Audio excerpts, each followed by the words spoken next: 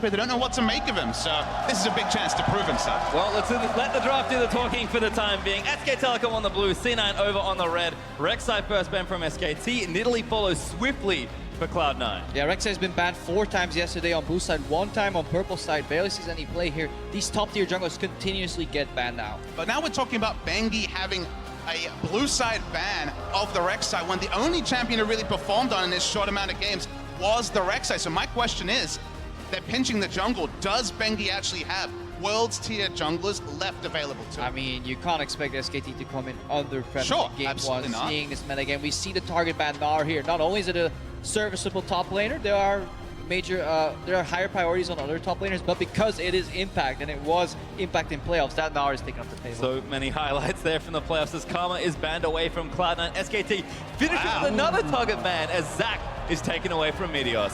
So this kind of changed the whole jungle equation because Meteos was one of the few players that really valued Zac. This Karma will mean that Nami goes up heavily in priority, and it's also a champion that the Koreans like playing because they really excel at the range support meta sometimes. It seems like SKT are setting up for a first pick Elise. Not been a great champion for Bengi this season, but have been a great champion for the organization. The other champion is Lee Sin. Single game of Lee Sin.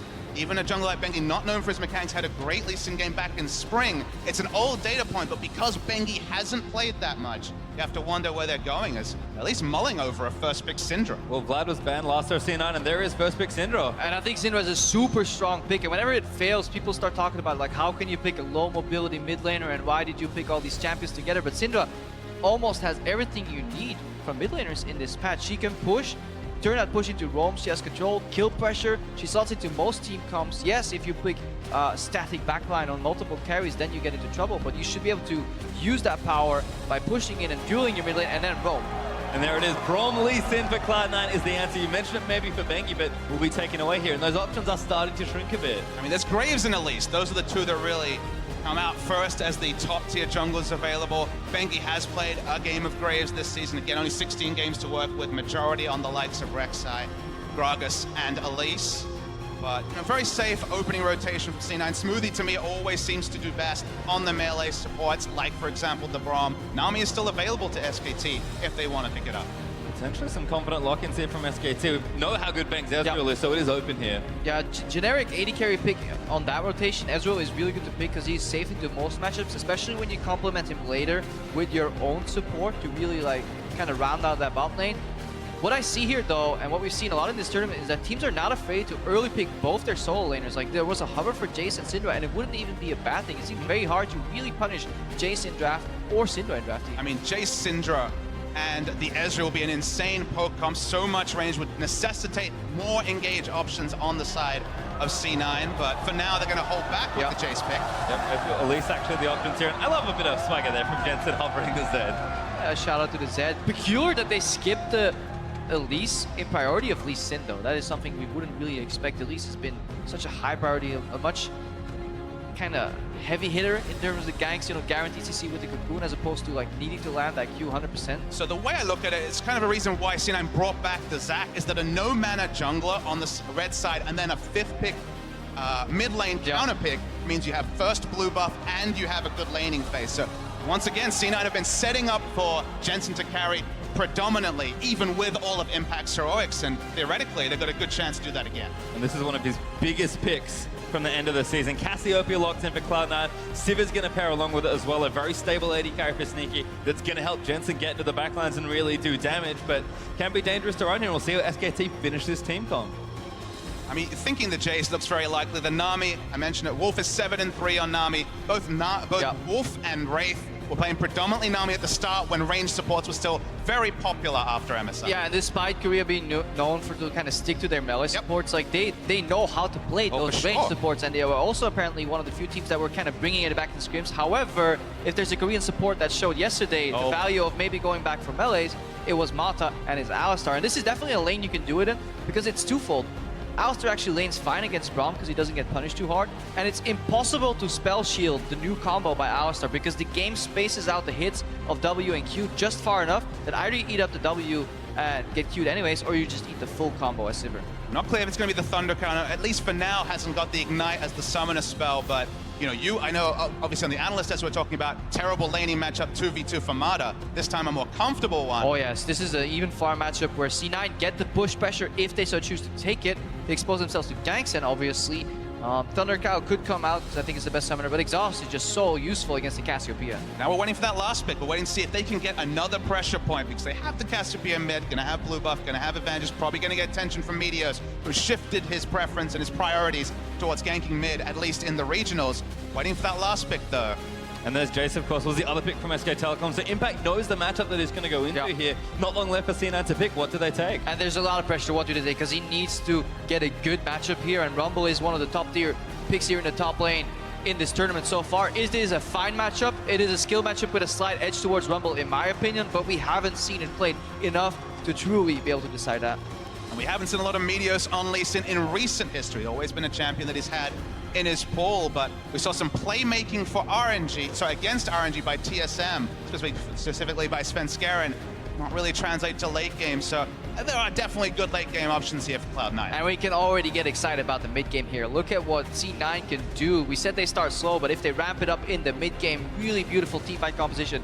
Lay out the red carpet, follow up with single target DPS from the Cassiopeia, and then have the Sivir to finish it all off. They have a super strong team fight. So for SKT, they need to whittle them down before or keep them split. And it does feel like SKT, very stable, very solid lanes that they can play with here. They're a team that can kind of do it all. They've got two strong solo laners in the top and mid and a super consistent bottom lane. Bengi's the piece that maybe it's the question mark because he is the jungler coming in that hasn't seen nearly as much play. Coaches, though, are going to shake hands, and I cannot wait for these two teams to do battle. The hype on so many levels is massive for this game. Two carry laners in both mid and top, dependable jump AD carry and support. This is hype. Well, as we get our first look at these two teams, be sure to tell us how you think this will play out. Tweet at LOL Esports with the hashtag SKT win or the hashtag C9 win, and we'll see where your allegiance lies in game. But like I said, can't wait to see these two teams play. We're finally going to get it here.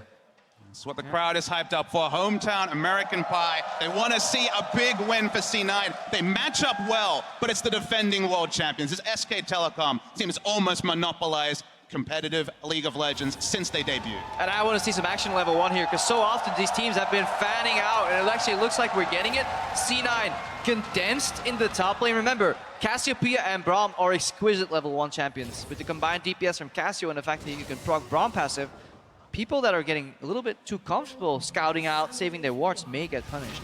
Intrigued to see the start here from Impact as we do see the check there. Right, a couple things we have to notice. The Braum is going around to maybe sneak into the river brush here while 3 people centered in the brush here. They're going for a late invade to get some deep vision. Really important to find out where the jungle starts because you can extrapolate so much information. By using the fact whether somebody leashes on one side, having a deep ward on the other, you can figure out where the jungle starts unless he just kills your ward. So that's W level 1 able to clear the ward. Speaking of top lane, Impact is running Cloth 4 pots, which suggests to me with such a defensive start, not expecting too much jungle help at the start of the game. Well, we'll have to see what happens here at level 1, but coming into this matchup, Jensen is well aware that he's got to be the best to beat the best.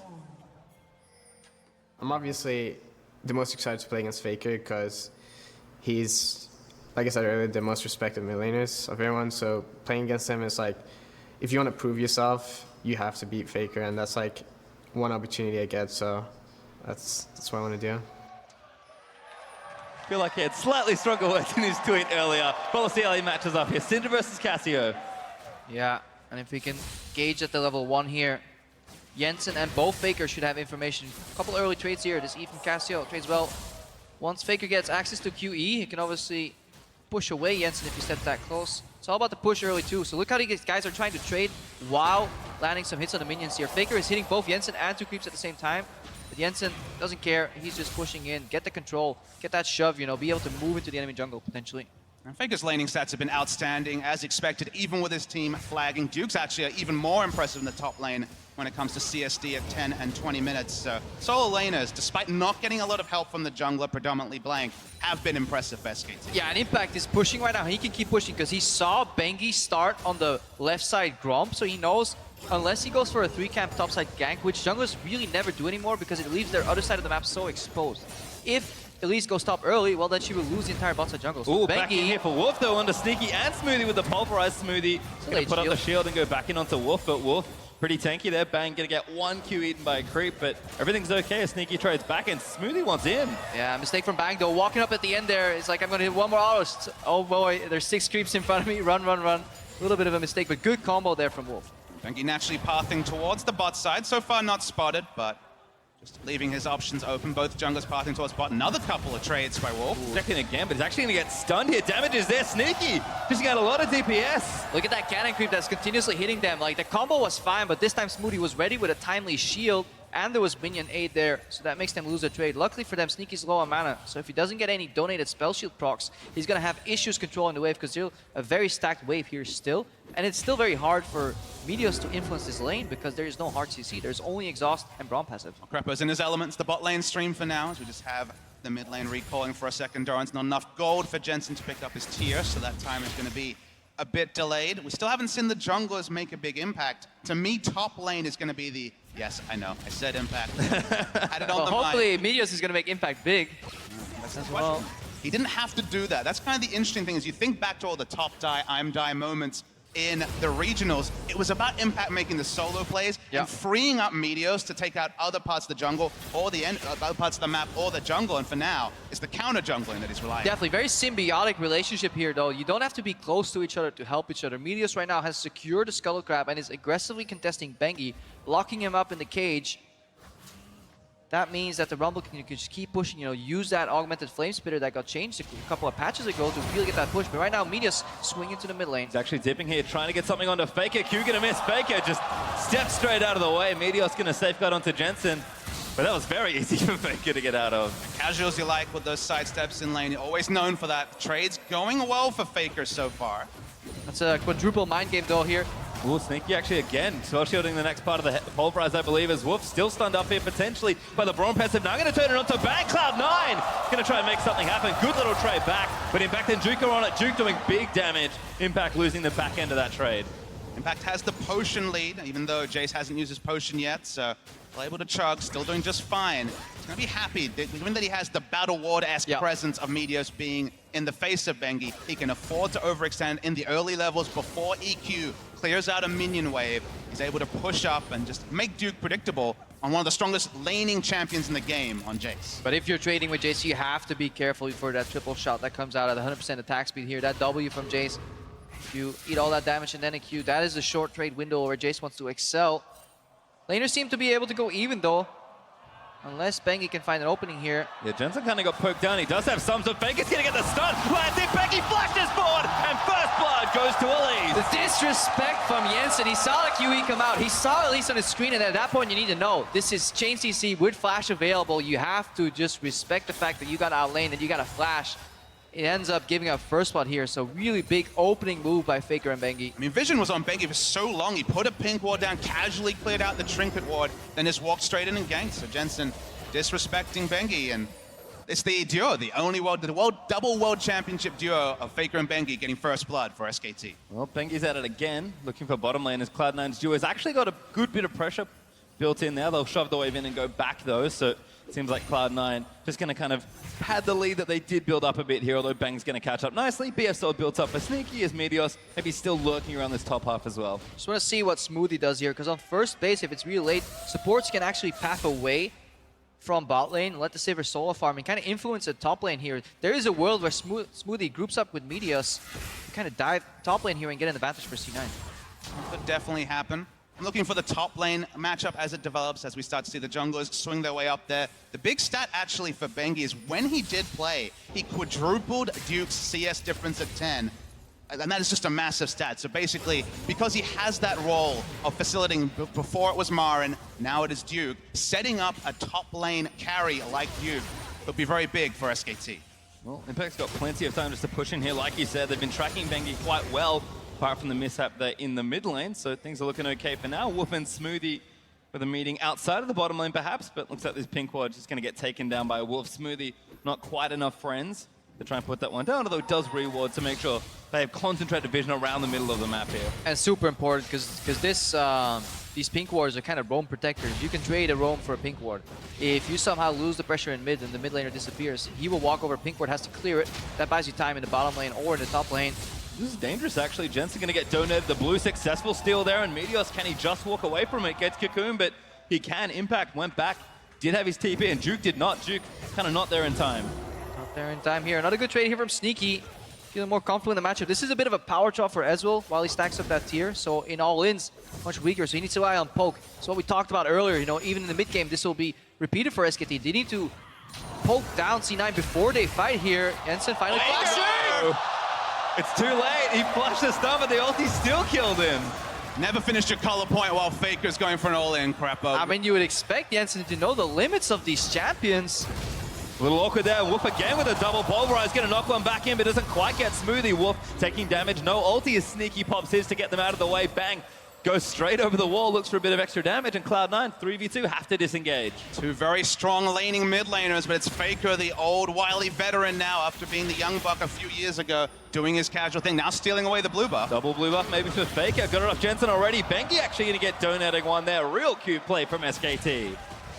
Controlled start from SKT that was absent for so long of the summer season in particular.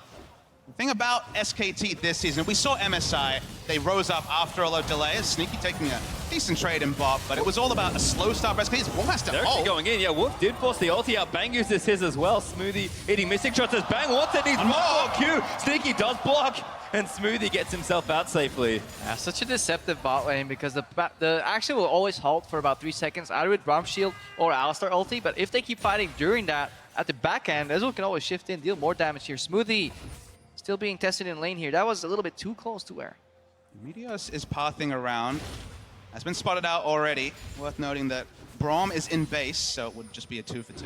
Something C9 is doing very well here is actually using the pressure that Jensen has in lane in terms of wave clear. Not the kill pressure that Faker has on Jensen, but the fact that he can push out sooner. They're always leveraging that pressure and making it flow over either into the river, enemy blue buff, or into the bot lane here. Problem is, when Jensen walks back, he will eat poke when he's trying to deal with the stacked wave. So that's the cost of that play here. Can he survive that cost? Well, you can see C9 fans certainly out in force, voting for their team here, but you can see that translating into the CS deficit. Faker playing up very aggressive, happy to poke onto the turret and trade shots here and there. Yes, Jensen can farm relatively quickly and will get CS under the tower, but he's fallen behind at least 20-25 CS, and that is a hold that Jensen's gonna have to deal with later. Faker, this is how, if he smells blood, this is how far he'll push up. He didn't even have double pink wards on both sides. He only had one pink ward to play on, but still, happy to push up, happy to test Jensen. Already coming up to 25 CS ahead of his opponent. And that's what SKT did so well in their prime. They didn't need full vision. They only needed bits and pieces of information, and then they fit the puzzle together themselves. They saw a jungler top left. Well, they knew he's at least busy for 30-40 seconds, which means he can't reach the bottom lane. Right there, they saw Meteos in the bottom lane. Faker used that pressure to kind of push up and punish. It's that information that you need to share as a team and then calmly communicate what makes you a top-tier team in League of Legends. That Prime seems like a long time ago, Crappo. They won MSI, but that was after a weak season where they started slow, got better. Jensen potentially getting zoned off his own turret. This is can't even gross from Faker, just completely shutting out Jensen. Takes the tower hit, knows his limits well. Cloud9 are converting for an objective here, but they will need to get it here, and Faker will be first. Meteos smites it away, but SK Telecom, do they collapse? Smoothie cues in onto Wolf, and Meteos is a little trapped, but actually chasing in, maybe looking for Bengi there. They know Jensen does not have priority, but looks like they get away with it and get their first strike, the Ocean. They're able to get it, but of course at the cost, as we saw, of more and more experience and CS going the way of Faker in the mid lane. But just to complete my point, in summer, it was actually SKT starting off really strong. That's the part people forget. 10-0 to start the season. Honestly, when I watched those games, they were so perfect. I thought, okay, is it going to be a perfect season this time? Fell off a cliff, had a really struggle towards the end of the season, and that's the difference here, is they come at Worlds underprepared and, at least on paper, out of form. Yeah, definitely out of form, challenged by some other teams who had growth. Like the Rocks Tigers, sadly they didn't face off in the finals. Jensen right now still being pressured here. Also in the top lane, it's getting much more comfortable for Duke here. Finished the Hex Drinker. Has a protection against all that burst from Impact here. Impact is playing with pressure though, but can't really dive just yet. I don't know if he connects a few more harpoons. Duke will have to flash out an equalizer. I mean, this matchup's evolved so much after a couple of patches. First, Rumble got the ability to push on his Q as junglers meet on C9 side of the jungle. But the other big change was that you never have to buy a tier now as Jace. It's an option, but it's not a frequent option. And the fact that you don't need that tier means you can stack that AD and the trades get better and better. Oh, back in bottom lane again. Wolf forced to burn the ultimate as Braun passive going to stun him. Bang. Low once more, trying to get his way back in, but Cloud9's duo consistently doing well in this lane. Yeah, that was another combo initiated by Wolf that we didn't see on the screen that then got responded by Smoothie. So if you survive the combo and you can punish Alistar on the way out, that's usually how you want to play here. So it's very imperative that Smoothie has good shields here, protecting the follow-up from Bang. Sneaky had the lane push, gets a spell sheet out, so they have the control right now. Want to poke Bang down. He is stacking that Muramana though, so he's comfortable just farming even CS here and scaling 1 or 2 items. And to me, actually, the trades between Ezreal and Sivir just to dissuade Sivir from getting auto attacks onto the turret, because obviously a big wave clear advantage for the Sivir over the Ezreal. Only has AoE wave clear on his ultimate. So the fact that SKT's bot lane turret's only taking a couple of specks of damage bodes pretty well for Ezreal, extending the laning phase, getting more and more charges on that Muramana, and hitting the 2-item power spike before team fights start. Yeah, SKT want to group up later. They don't care about their individual lanes. They want to siege these turrets. They don't want to go for the full-out team fight. We have to give that as a caveat because that's where C9 shine. But if they can kind of unlock this Alistar for a couple of roams, get Vision out, or maybe get a rotation eventually, you know, group the Syndra and the Ezreal in mid lane, poke C9 low enough that they can't answer the siege. That's kind of their game plan right now. Sneaky. Bold though to go that far with your support and river. If that was Mata, Sneaky would have gotten comboed. Well, looks like it's just safe for now here. And, you know, despite all the success Faker's having in that mid lane 1-0-1 right now on the Syndra with a completed Morella Nomicon already, plus some Sork shoes. This game is actually quite close. About 1,500 gold ahead for SK Telecom, but Towers are all still up. Top lane's been dead even there as both Duke and Impact have been left alone just to kind of farm it out and duel. And sure, Duke's been pushing in a bit, but he's still CSing just fine. And this is sort of what we expected for the first 14 and a half minutes. But as Crepo talked about, it's just about getting to that point where they're ready to siege. We know exactly how Jace, Syndra, and Ezreal set up out of a turret, but SKT actually got into an awkward spot where they had to pick Alistar, otherwise they would have no one to be able to face check and put down wards. Sure, Elise can do that to some degree, but you really want a strong frontliner to be able to ward. If you had Nami here, you could set up and have strong disengage, but their only real disengage option is a single target headbutt from Alistar that will most likely lead to his death, or if Faker pokes with his QE, then they have really nothing else. Yeah, in addition to that, whenever C9 want to kind of hard engage, Alistar can kind of sweep the sides of the fight and kind of knock out Medios if he comes in. Worst case, Alistar can just sacrifice himself by going to the backline for a 2-line combo and buying time. Sure. Nami ulti just buys too little time. She's too frail, gets one-shot by a lot of these, you know, additional damage that's been thrown around. Ooh, actually Faker gets jukes going it. in back on. Medios is here, but so is Bengi. Medios covering, eats the cocoon. Gonna catch it on the way through. SKT, no commit here for the kill. Has to be so frustrating for Jensen here because that was a nice opening. He went for the R flash where you cast ulti first, flash forward to really give a point-blank stun out to Faker who was just hitting towers, but he interrupted his cadence. He kind of smelled the play, turned around, showed Jensen his booty, and obviously didn't get stunned. Medios again. Oh, misses the Q. Dance moves from Faker, twice from Medios now, and now from the flash ult. So much invested by Jensen. Expect Bengi to go there as Impact. Oh, Duke's actually winning this by himself, but Bengi flashes it again. Yet another kill for the world champion. That's that new Jace right there. It's a close duel, all in build, not mana dependent anymore. No tier in the early game, just raw damage. If you get close enough to him, you will drop low. Yeah, there was a 0.480 Rich. There's a bit of damage added on, but it's really about the fact that you don't spend 700 of your early gold on stats that don't do damage. You get to build those long swords. 4 long swords on first back is a realistic buy for a Jace, and just calculating that damage if you haven't played a lot of the matchup, or if just you're going for a trade on the world stage. Impact blown away, and SKT in full control in the early game. And first tower did go over to Duke as well. Faker's also done a ton of work with a bit of help from Bengi there. So it seems like the strong solo laners of SKT are winning here in C9. They're winning bot. They're trying to group together and get to that mid-game point where they can team fight. But one Ocean Drake's not enough to sort of fight the disadvantage they're now playing with. Yeah, C9, they're playing a similar style as they did in playoffs, where they leave Impact on an island. Oh, good Faker. stun again. Faker looking for the all-in. Jensen does get the stun. But Wolf is here to complete it. The change is here. The new Cena, he just opens up with the ultimate to get just tons of those spheres on the floor, which means whenever he pushes step forward, he will hit Jensen. Now Medius is in trouble. C9 getting challenged.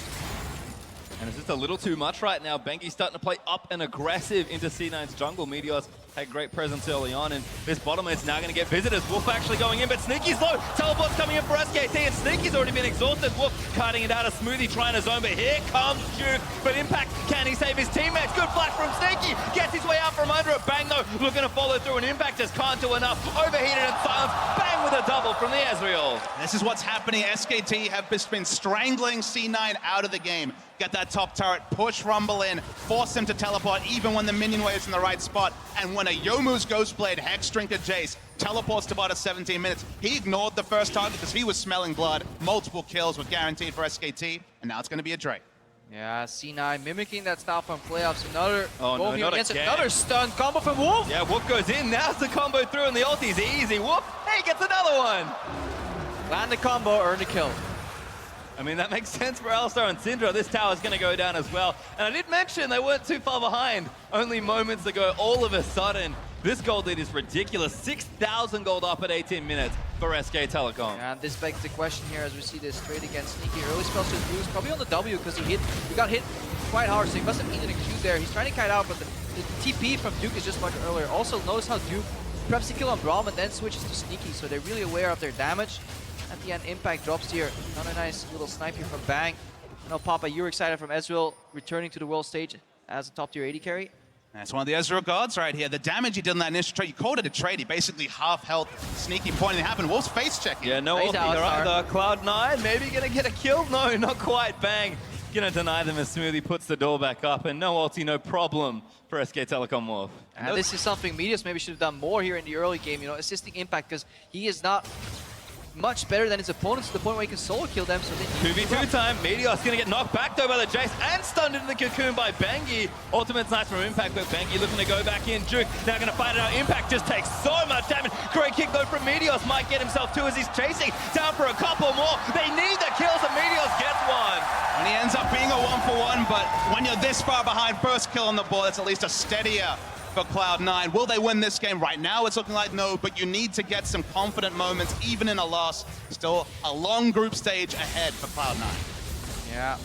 And their style honestly may work against other teams in this group where they leave Impact on an island in the top lane. Have Meteor secure the bot side of the map and then go maybe for the Dragon focus, you know, have Jensen roam into the bot jungle and secure both sides of the map that way. Impact by just top laner prowess and the four remaining members of C9 just by teamwork, but it wasn't enough because SKT was ready, and Bengi, he found a few openings in the early game with really good synergy with his solo laners. Well, Sneaky actually looking for one here onto Bengi, but gives that one up pretty quickly. There was a tower trade in that situation, so Cloud9 will float the disadvantage they had before, still about 6-7k behind. Notably, Jensen has been very far behind from the pressure from Bengi, 60 CS down and counting. I mean, Cloud9, they're trying to group and get some stuff done here, but Drake's on up for a few more minutes, and SK Telecom, they'll be happy to play in these lanes and continue to win them, but if C9 group and make a mistake in positioning, SKT will crush them in a skirmish. So easy for Syndra to push in. Cassio now in a super long lane with his outer mid lane turret down, and Syndra can roam, steal away buffs. It's gonna be that blue once again. Oh, that's a jerk move. Damage on the Impact's not too bad. Faker will not commit the ultimate, but just kind of showing off how much damage he's doing already with 2 items. 57 CS above his opponent, and also the kills and assists in his inventory. Just looking for something. Ooh, good little juke out of the way. Maybe kick someone. Wolf it is. Looks for Faker, doesn't find him, but does at least disengage the situation. When you're Cloud9 at this point, all you can really do is drop back and reassess, but then you're ceding map control over to SKT. When they're ahead, they always look good, and another fight. Keeps getting worse. Sneaky caught. Cocoon just clips him as Smoothie flash ulti's out. He'll save his own life maybe, but Sneaky not so lucky. Yeah, you can definitely tell that Alistar faded out of the scrim meta game here because Sneaky is repetitively trying to spell shield these combos and are getting hit every time. At this point, Wolf has maybe, what, 3 points into his W right now. That's not worth spell shielding. Save it for the follow-up Q that comes from the Ezreal. It's these little things that show that C9 are just not quite in their element yet, but it's only the first game of the tournament for them. They have much room for progression, and they are playing against the strongest team in their group. Well, Jensen again gonna get all in by Faker. That ultimate's easy cleanup. Faker another kill now.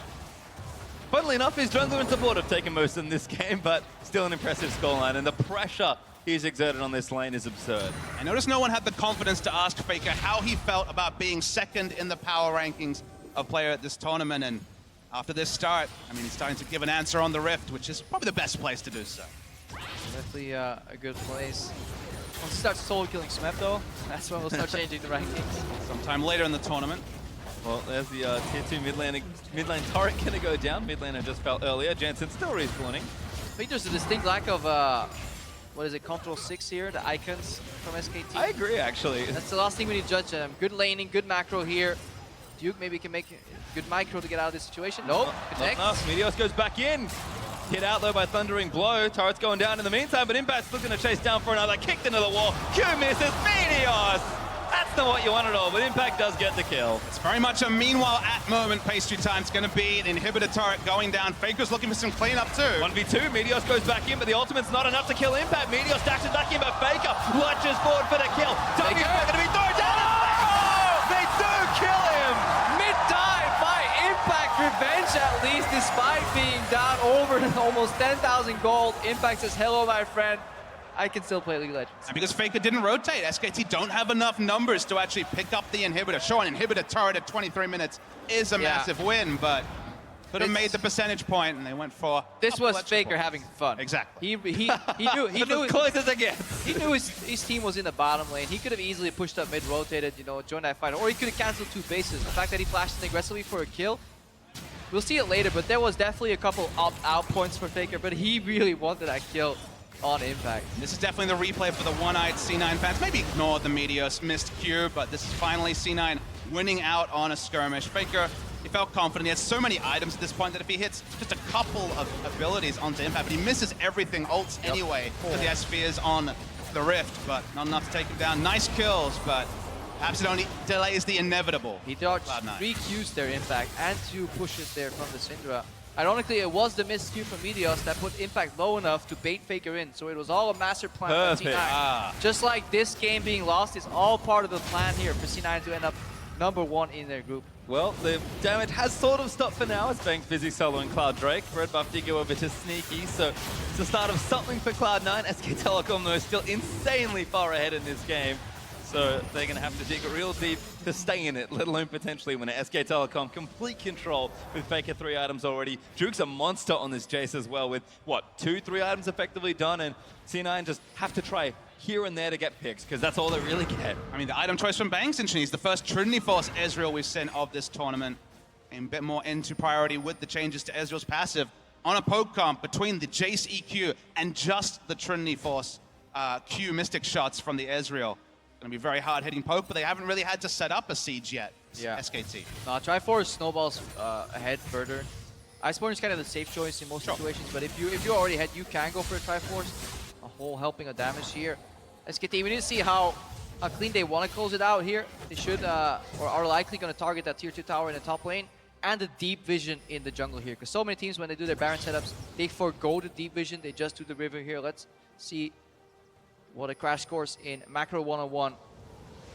Well, Meteos actually wanted to pressure Duke, but plenty of wall coverage there means that isn't going to work, and C9 are already taking damage from the rest of SK Telecom.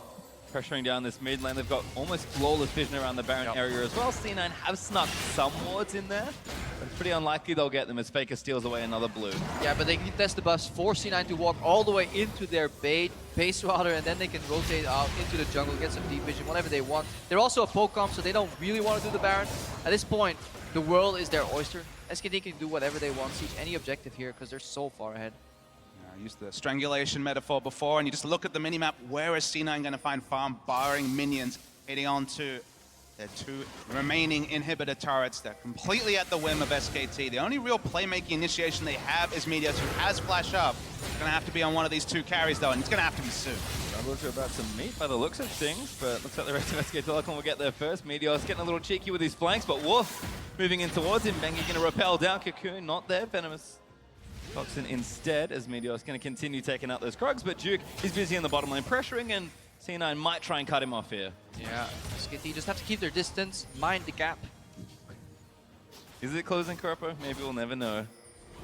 Bengi and Meteos again doing battle over some jungle monsters. In the meantime, SK Telecom have something else to do. It's take down the mid lane inhibitor turret. Meteos and Bengi still fighting, but Bengi looking for a 1v1 in the jungle. Looks like this inhibitor's going to go down, though, and SK Telecom just too far ahead at this point. Meteos, oh, it's a disaster, flashes out! And C9 might try and get something else, but inhibs down, sneaky spell shield, but Thinking Cocoon And Wolf's going to get chased down, but I think they'll get away. And C9 just can't commit to these chases. Yeah, they're getting squeezed. The power of their team comp lies in grouping up and going for that team fight. Obviously, not when they're 10,000 gold behind. Sure. Usually, this is what SKT wants to do. Either poke them from far enough away that they can't engage, or split them up, poke them on individual lanes here. Cheeky little move by Bengi as well, getting his spider links to attack the tower so he can chase Meteos. That forces a flash. Right now, Wolf can play Gatekeeper here, and Faker. Uh-oh, Meteos, I'm not sure he's going to make his way far in. The Q's run out, and there's the smite away. Easy take there as Wolf might be caught out, but he has his ulti flash and exhaust, so he's just fine as he'll hit the recall button there. Shame we didn't wait a little longer. That recall animation is spectacular for those that haven't seen it, but nice to see Wolf rocking his own world champion skin. Honestly, SKT has silenced a lot of the crowd and C9 as well. Specifically, Faker is the one who honestly made Jensen an afterthought here, as Cassiopeia has no presence on the map, doesn't have the items to do true damage. Yeah, and in such an incredibly swingy matchup as well, you know, the Cassio versus Syndra. And it all came down to that first gank, the disrespect from Jensen or the stage jitters. Maybe he just wasn't ready, tried to flash a little bit too late, and forgot that he would get chain CC there, because it was a QE combo from Faker into the flash from Bengi, and that was enough to kill whatever HP was left on Jensen. And at that point, playing that far down, it's going to be hard for Cassiopeia. As per usual, it's very methodical for SK Telecom as they look to close out this first game of the day. Duke with the teleport in the top lanes, getting that push started. Bang's busy guiding the Baron and power minions to the mid, and SKT have split the bottom lane as well for that juicy open inhib. So unless a miracle flank happens here for Cloud9, I'm not sure this will happen. Bang actually going to get that splash out of the way, but the rest of Cloud9 are going to chase down. Arcane shifts over the wall, and these teams looking to try and save him, but Sneaky grabs the shot. That Wolf re-engaged, and that's so much damage from the Jace. Duke going to get himself exhausted and knocked off, and Jensen flashing out, trying to kite the team by Cloud9. Might have made something happen, but Faker grabs the double in and amongst all the chaos. Impact finds his way back into the fight, but I think now he's got a little too far forward. Yeah, I can see exactly how strong the team was. Impact drops down. Team fight was strong for C9. If this could happen on even gold, it would be a clean ace, but SKT are just too far ahead. Faker alone take out 3 members of that C9 lineup. And the thing to take away from summer season was that SKT didn't get in this position very often. They were very often, more than 50% of the time, behind in gold in the early game. Brought in Bengi, the double world champion, fixed some of those early game problems, and at least in this one game, looked like the SKT evolved. Well, Nexus start down, but C9 hold on for a little while longer. Top lane tier 2 still there, so SK Telecom gonna back away, heal, steal the red buff on the way out for a bit of good measure, and maybe reset for an objective, but C9 have a mountain or two to climb here in this particular game, and SK Telecom looks like it's all business as usual at the World Championships. Yeah, the more things change, the more things stay the same. It's all about form being temporary and class being permanent. When you have the likes of Faker in the mid lane, no one will ever question the class of SK Telecom T1. Well, Drake up in 10 seconds. We'll see if they want it here. We're just busy milling around, making sure he gets the vision down. Juke is here as well, and this Drake should go very quickly over to SK Telecom. More than anything, it feels like they're setting up a potential Elder Dragon just in case they need it, but they might as well take it off the map at this point. There's no way Cloud9 are coming near this. Yeah, they're definitely not going to get close. And this is where we can start looking back at the draft even for C9 and question some of these picks, like the early rotation, Lee Sin over the Elise, and see if it worked out for C9, why they did that. It's also good to finally see these early picks Syndra pay off dividends, because some teams were doubting the value, but it's a super strong laning pick here. And Faker's kind of showing you how to use the combos to set up for multiple things. That's the fun thing though, Crepo, is that it wasn't just QER. There was a lot of going for an early R, giving yourself more options for the stun. We saw some support Syndra in Korea where they would just ult and then just have so many different options for a stun. So this champion has more mechanics than just the single target deletion that we've mostly seen. Yeah, and that mechanic's actually really good against hard engage combos when you're playing Poke-Up. Right now we see Duke getting a little greedy cloud out, but he's buying time for his team. He gets knocked up there for the Braum ulti. Rumble ulti's down, and Impact does claim one for C9, but yeah, top lane broken completely through. SK Telecom claim every single inhib. That was the last one remaining here. Duke takes one for team. Drag them out of base. C9 get the victory lap.